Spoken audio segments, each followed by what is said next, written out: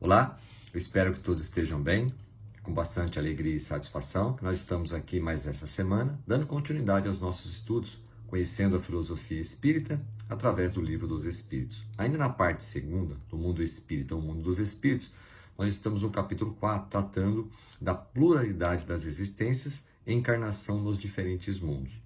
Hoje nós vamos tratar a questão 178, onde Kardec faz uma pergunta aos espíritos que foi a seguinte: podem os espíritos encarnar em um mundo relativamente inferior a outro onde já viveram? Sim, quando em missão, com o objetivo de auxiliarem o progresso, caso em que aceitam alegres as tribulações de tal existência, por lhes proporcionar meio de se adiantarem. Ou seja, respondendo que sim, né? E que é uma questão até de adiantamento, né?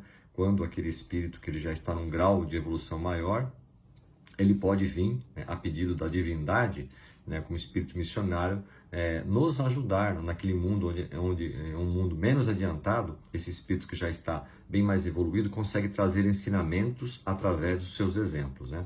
Mas continuando, Kardec ainda faz uma pergunta sobre essa questão. Mas não pode dar-se também por expiação?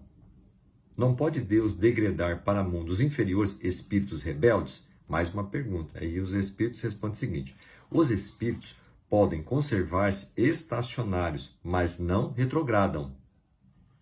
Em caso de estacionamento, a punição deles consiste em não avançarem, em recomeçarem no meio conveniente à sua natureza, as existências mal empregadas. Ou seja, nenhum espírito ele fica parado, ele fica estacionado, né? Até porque todos os mundos, toda a criação da divindade é lei de progresso, então os mundos vão evoluindo. Se porventura aquele espírito não acompanha aquela transformação, ele retorna ao mundo compatível com as necessidades dele para lhe oferecer condições de continuar evoluindo, porque o planeta Terra também está em constante evolução. Se nós não acompanharmos essa evolução, essa transformação moral, né, de todos os planetas, com certeza habitaremos outros planetas que nos dê a condição de continuarmos avançando. Para isso é que você precisa se esforçar, né, para acompanhar as transformações morais. Senão a gente acaba, vamos dizer assim, habitando outros planos que vão ter aquelas provações, vão ter aquelas circunstâncias que serão necessárias para o nosso adiantamento, né? Mas Kardec ainda continua. Quais os que têm de recomeçar a mesma existência? Eles respondem o seguinte: os que faliram em suas missões ou em suas provas. Ou seja, quando nós não estamos encarnados, ocupamos diversas posições, e nessas posições podemos ter êxito ou não. E aí precisamos retornar para continuar do ponto em que tropeçamos, em que não conseguimos concluir aquela tarefa no qual havíamos nos comprometido. Mas sabemos que o planeta Terra, né, é mundo de provas e expiações. Então todos nós estamos sujeitos a ter o êxito ou, às vezes, não conseguir concluir aquela tarefa que foi previamente combinada com a gente. Mas aí nós retornamos novamente para concluí-la, né? E aí, o Espírito Milanês faz um comentário sobre essa questão 178, chamada de mundos inferiores, né? Vamos ver o que ele diz aqui. Os espíritos que já viveram em mundos superiores e dali saíram com glórias, podem voltar a mundos menos elevados, que o seu com missão de transmitir suas experiências através da arte dos exemplos, com finalidade precípua de ajudar aos que se encontram na retaguarda, se referindo, né, que eles vêm sim com o intuito de, através de seus exemplos, né, proporcionarem uma condição mais, através de seus bons exemplos, né, dando para nós o conhecimento necessário para continuarmos avançando, né. Podem ainda voltar a mundos inferiores por provas, se não assimilarem em sua plenitude as lições ali ministradas.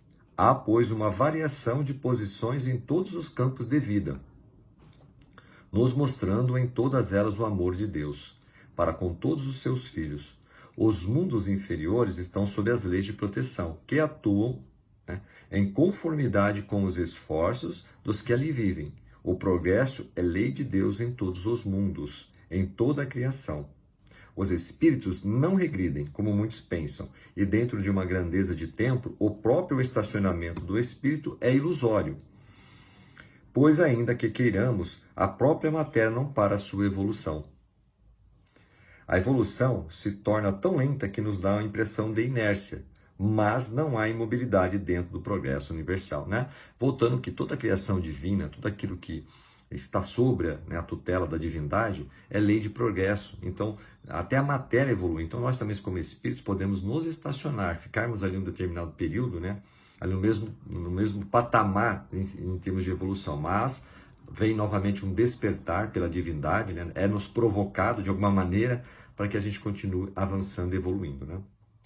A cada momento, nós aceleramos o nosso despertamento até sentirmos a consciência de que cada qual tem a tarefa em seu próprio proveito. Ou seja, quando temos os obstáculos, as dificuldades, né, as provações, são parte dos nossos combinados para com a divindade, para continuarmos avançando. Então é importante saber que quando tivermos em dificuldade, aquela dificuldade, seja ela de qual natureza for, ela tem sempre um cunho para provocar o nosso adiantamento, né?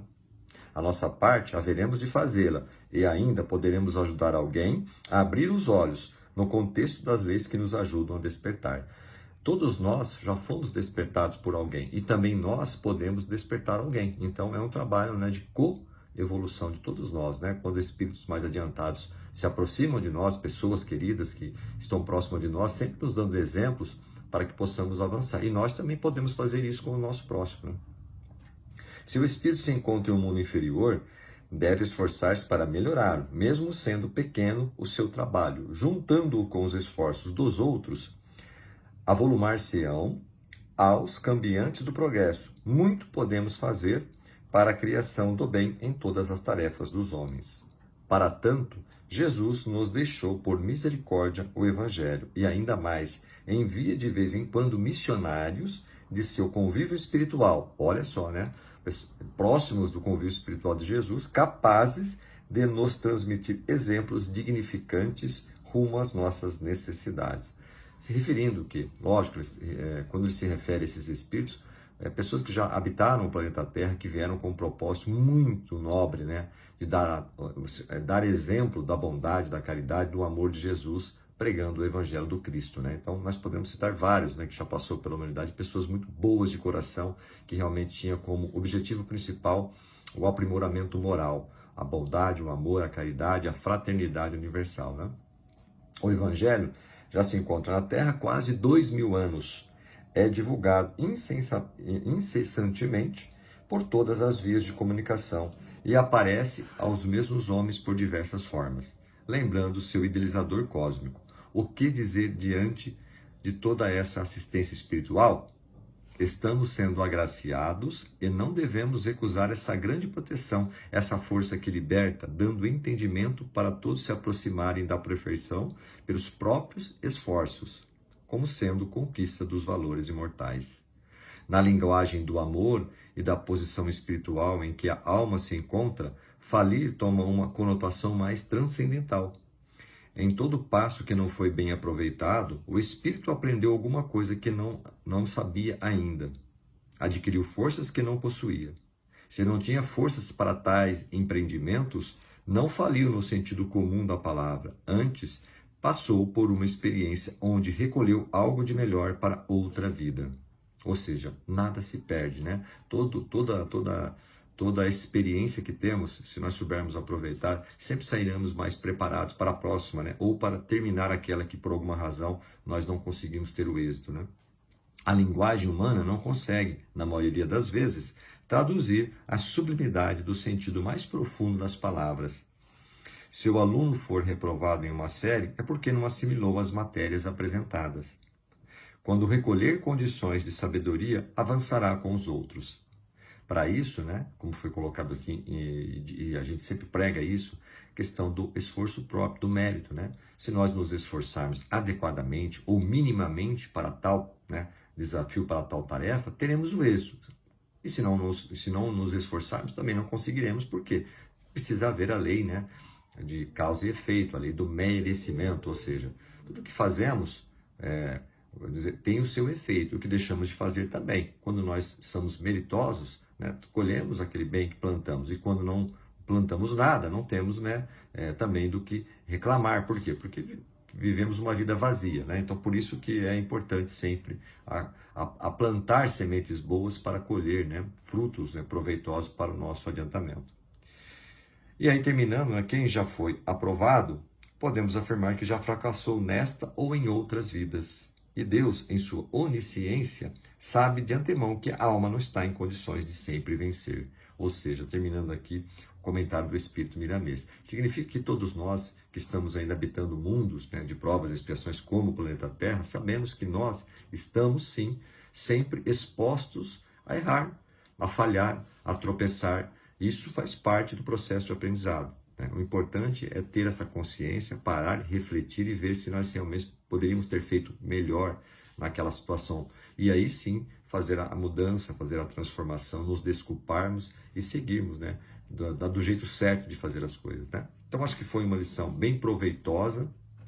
Nós sabemos que os espíritos vêm sim para o planeta Terra, aqueles mais adiantados, mais evoluídos, podem vir, porém, com esta finalidade, né, missionária, que eles precisam, né, também se comprometeram com a divindade para nos apoiar. Então são espíritos evoluídos de uma grandeza muito nobre e que se comprometem com a divindade para vir aqui nos dar os seus exemplos. E também espíritos que querem vir, né, que estão um pouco mais adiantados que nós, querem vir para mundos menos adiantados para se promoverem, no bom sentido, conquistarem, né, o merecimento através das boas ações. Então nós temos essas duas finalidades. Né? Então todos nós estamos aqui, uma hora sendo despertado por alguém, né, por um espírito encarnado mais adiantado, outra hora também nós podemos despertar nosso próximo, porque somos uma família, né? Temos que ter esse sentimento da família, da fraternidade universal.